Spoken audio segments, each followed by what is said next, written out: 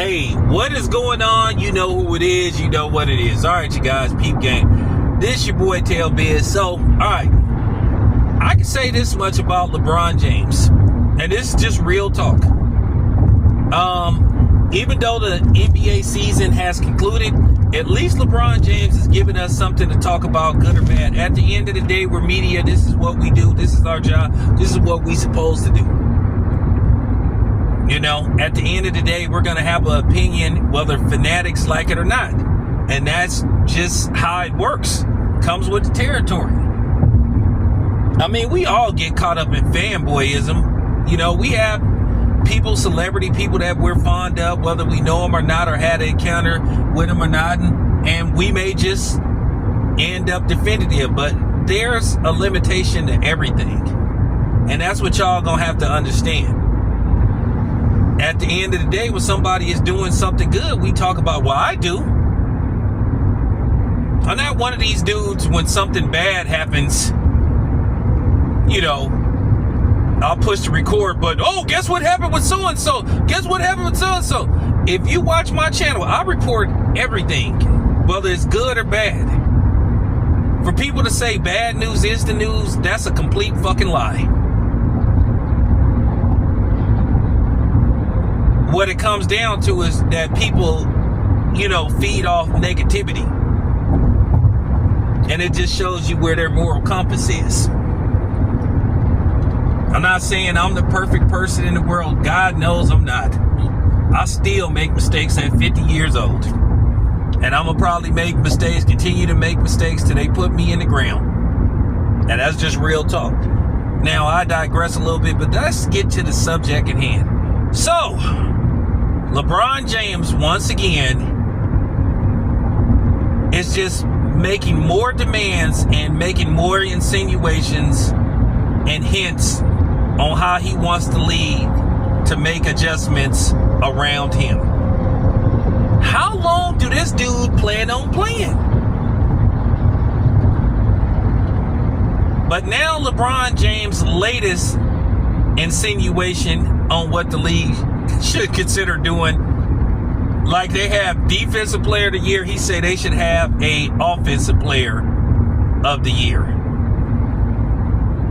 basically to celebrate, you know, a person basically having a good offensive year, statistically putting up, you know, great numbers for their respective team, win, lose, or draw. Kind of like what happened with the baseball player Andre Dawson, because somebody helped me in the comment section when this happened. Andre Dawson, he played for the Chicago Cubs, right? But I could have sworn that Andre Dawson might be one of the very few people that ever win a league MVP playing for a losing team. Y'all gotta remember this was like 40-something years ago. So y'all, you know, if I don't have the you know, all my facts in order, put it in the comment section. See, that's why people like me, because if I'm not sure, you know, people volunteer after I ask to give me the proper information. Because somebody check on that for me. I think Andre Dawson won league MVP playing for a losing team, just like Fred Lynn, I think, is the only athlete in all four major sports to win MVP and Rookie of the Year in the same season. But nevertheless, that's pretty much what LeBron wants. So it doesn't matter, like, if you plan on a team that got a losing record, if you averaging 35 points a game, you should be celebrated for your offense. Well, first of all, LeBron, they already have an award like that. It's called the scoring title. You know, something that you've only been able to win once in your career. But at the end of the day, LeBron, you maintain to have a career average of pretty much over 25 points a game. I don't have the exact career average. You know, I'm freestyling all this stuff. But LeBron James just continues to just annoy people with all these demands that he wants the league to basically cater to him about. Okay, LeBron, okay, dude, okay, you want a shorter season. You want 40-minute games instead of 48-minute games. You want a month off before the playoffs start. I mean, dude, and you make it like $52 million a year. That's how much you're set to make going into this season. There are some NBA players who played 15 years and didn't accumulate a career salary of that much money.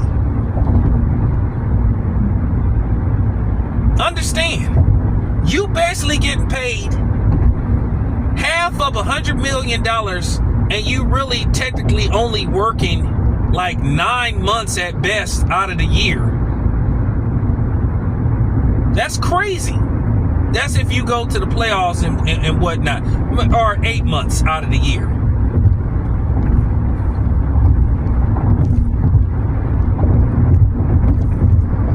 And I think that's why a lot of these players from yesteryear don't respect the current players. They think that they're spoiled brats.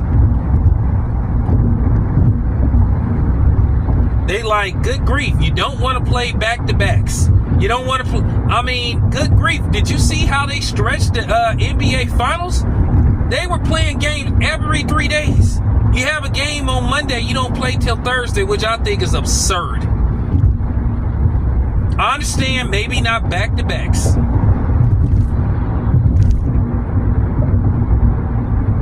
But I mean, every other day, you can play every other day. So I just think that's crazy. But yeah, this is what annoys people about LeBron James. Like, dude, you've been in the league 23 seasons. People got fatigue. People are ready to move on from you. That's real talk. That's real talk, dude. Come on, man. You want an offensive player of the year? You cannot compare the NBA to the NFL when it pertains to awards like that because, well, for the most part, most defensive players don't play on offense unless they're a cornerback, and depending on what type of packages they put him in. I know Charles Woodson was interested in playing a little receiver, but that never came to fruition. I know Travis Hunter may be the first dude to actually play, on both sides of the ball, but that's very rare. Never seen Tom Brady lined up as a cornerback or a safety or even a linebacker. So that's different why they have those separate awards. In the NBA, you own defense and offense. Major League Baseball, you own defense and offense. Same thing with pretty much hockey. Same thing with boxing, defense and offense. So that's understandable.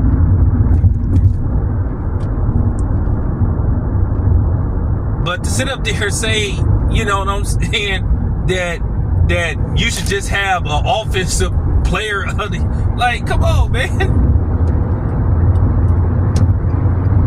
Like I said, that's pretty, I mean, kind of like, if you give an award for offense, you just, like, you basically trying to water down basically having a winning mentality. I thought it's all about winning. And this is what I mean about LeBron James. He's all over the place. One minute he say rings don't matter. Then the next minute he say it's all about rings. Keep in mind when the league helped them win that series, the Cleveland Cavaliers versus the Golden State Warriors, when the league assisted them in winning that finals, he said basically him coming back from 3 down against a team that won 73 games makes him the GOAT. Then all of a sudden, now rings don't matter. See, this got a lot to do with the return of Michael Jordan. That's where that came from. And then the Kobe Bryant thing, which I got an interesting video I'm going to do about Kobe Bryant. One thing about me, I like to do different stuff. I like to just, just have different conversations and talk from a different angle. Because I think sometimes we got to have discussions where we got to like really be in touch with reality, where we got to have these conversations. Okay, well, if you look at it from this perspective, and that's what I like to do. But this thing with LeBron James is very nerve-wracking.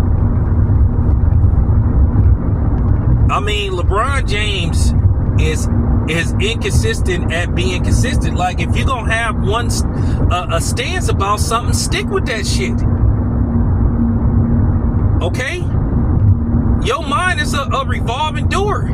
Then next week he gonna say it's all about the rings. Oh, well, the Lakers is trying to win a championship. Now you back on that shit. Or you want to go to a situation where you can win another ring, but you just got through saying the previous week rings don't matter. Which one is it, LeBron? Make up your fucking mind. Anyway, appreciate you guys. It's your boy Town. I'm out.